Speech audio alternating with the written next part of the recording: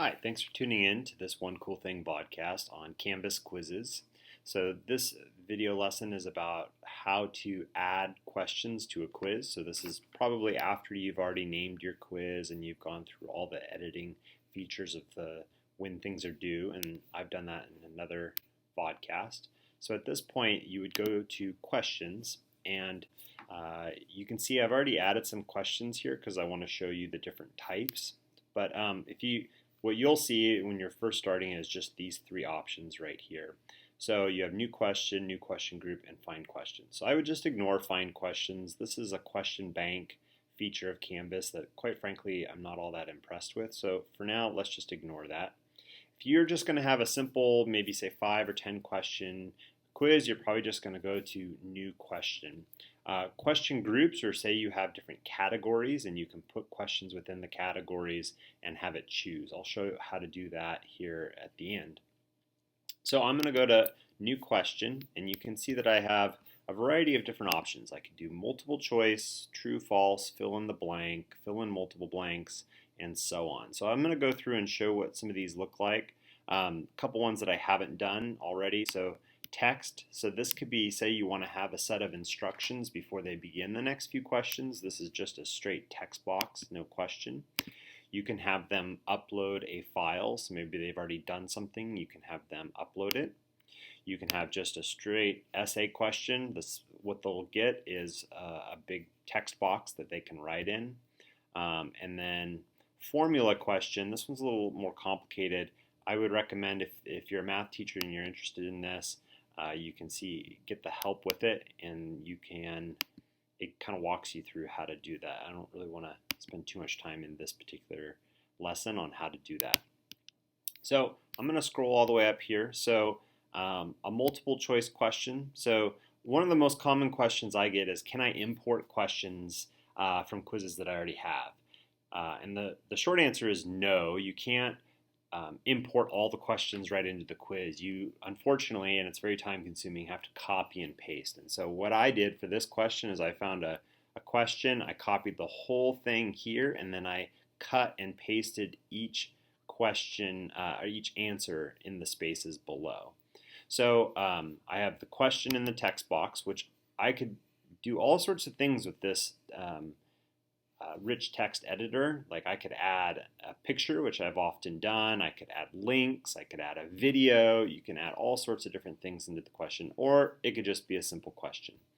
Now down below, I can paste each of the different possible answers, and then whatever is the correct answer, I would then choose that. Now, one of the things I really like about this, and it is time consuming, but if you think about these quizzes as a formative tool for students, you have these generic comments, or specific versus generic comments, for what happens if the students get it wrong.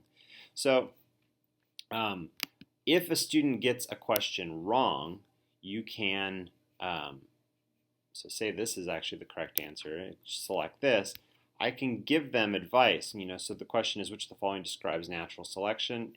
No, it doesn't act on genetic material directly, because it acts on physical traits. So remember that nature doesn't know your genes, right? So I can kind of give them a little bit of a hint, so that if they get that question wrong and they select it, then they're going to get this little hint that if they were to take it again, maybe they would then figure out, oh, it's acting on physical traits. Natural selection acts on physical traits. So you can have these specific pieces of feedback for each and every question, or you can have just general feedback. So if they get it correct, you can give them a good job, or if they get it wrong, you can say, okay, keep this in mind, or have you thought about this? Or remember this thing we talked about in class?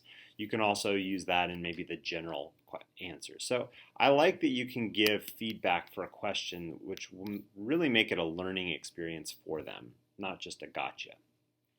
Okay, so the next is true, false. So this is pretty straightforward. So you write the question or the statement, and then you have true or false. So I've selected false, and again, for all of these questions, you can give that feedback, which is really powerful. Then you have fill in the blank. So in fill in the blank, you would write a question, and you would just write in, do the underscore line, and then you would write in the answer. So in this case, it was, I said biology is the study of, possible answer should be life. Now, they probably wouldn't write capital L. They should really write lowercase, but if you wrote lowercase L and they wrote uppercase L, they would get it wrong. So this is a really common thing, is if it's a uppercase, lowercase, or a misspelling, they'll get it wrong. So if you want to give them the opportunity to get it right, even if they misspell or use poor punctuation, you want to write in all possible answers. So then I'm going to hit update, and that's that. Okay, so fill in the blank. Next, moving on to fill in multiple blanks. So say I have, and they give the example, roses are blank, violets are blank. So what you do is you would write the question in this little bracket, and then you can put whatever you want within that bracket. I used a couple underscores and then 1. And so now it automatically sees, oh, you put it in those brackets, so show possible answers for 1. So now for this, now I can write in artificial selection or artificial, right? So they would have to write in artificial selection or artificial to get that question right there correct. Same thing for this one. By the way, on a question like this, I'd probably want to make it worth 2 points, since there's really 2 questions being answered here. Okay, so then I go to number 2, and now this one is the natural selection. So they should have written either natural selection or natural. Okay, now similar to fill in the blanks, you can have multiple answers. So which of the following are things biologists study? So here I would type in all the different things, and this would be a series of check boxes that they would have to check all that apply. Okay, next one is multiple drop downs. So here I took that same question of natural selection and artificial selection, and so now what they'll see is a drop down menu where they'll have to choose between artificial selection. So this one gives them a little bit more of a hint rather than just a fill in the blank. For matching, match the following disciplines. So what you do is you're going to write something on the left and its corresponding answer on the right. So here I've wrote ecology versus is the study of abiotic and biotic factors, genetics, inheritance, and then you can write in these distractors. So these are things that they'll see as an option that is wrong. So they can't just use full-on process of elimination. Okay. Next is numerical answer. So a numerical answer here, you can enter in, you can use the function. So you could write out a basic equation, or you could insert, say, like a math function, and you have these different things. So, sum, these numbers, or whatever. So you can insert an equation, and then you would put in the answer below. You have the opportunity to give them an error margin. You can give them multiple answers. And again, as with all of these, you can give that feedback for what happens if they get a correct answer or an incorrect answer. So these are all the different types of questions that you could do. Now, one option too is to create question groups. So if you've got probably a fairly long quiz that has like different types of questions or different categories, you could create different groups.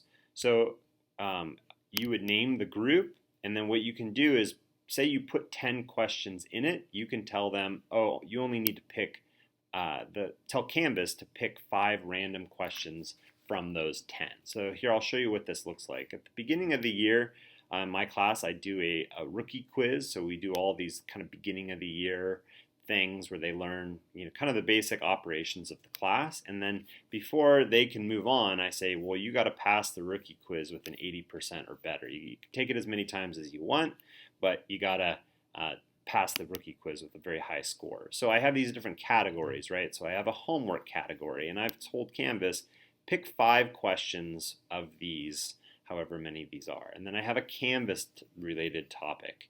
Pick 5 questions from here, and you can see that I've named them, I've categorized them. I have one on digital citizenship because we do a lot online. So here I have it pick 3. So what this does is it ensures that every kid is getting a slightly different quiz, and it ensures that kids can't just keep taking it and memorizing the questions, because potentially they're going to have a different quiz every single time.